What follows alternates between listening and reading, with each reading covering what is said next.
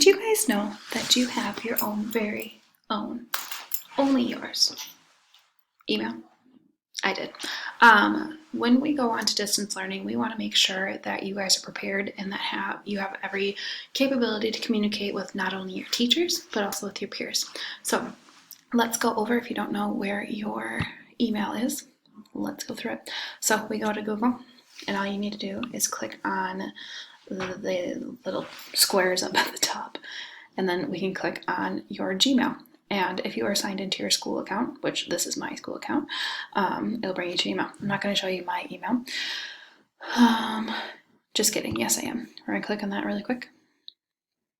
If I need to send, so here are all of my different emails that I have in my @apps account.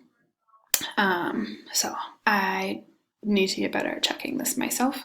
But so maybe I sent you an email, maybe a different one of your teachers sent you an email, maybe Miss Carissa or Mr. Eric sent you emails on here as well.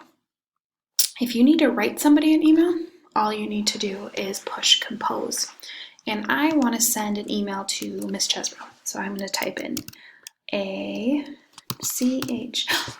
Alyssa Chesbrough. See that little picture?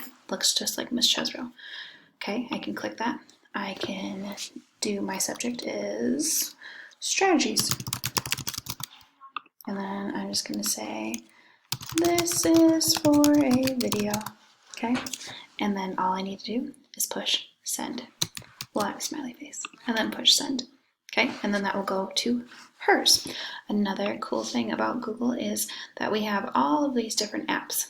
We have Google Meets, where you can do virtual meetings. You can set up meetings with your friends. Teachers can set up meetings with you. I know Miss Carissa has done Google Meets with some of you, so this will be a really helpful tool for you to use. If you have more questions about how to utilize your Google, we're going to practice a couple times.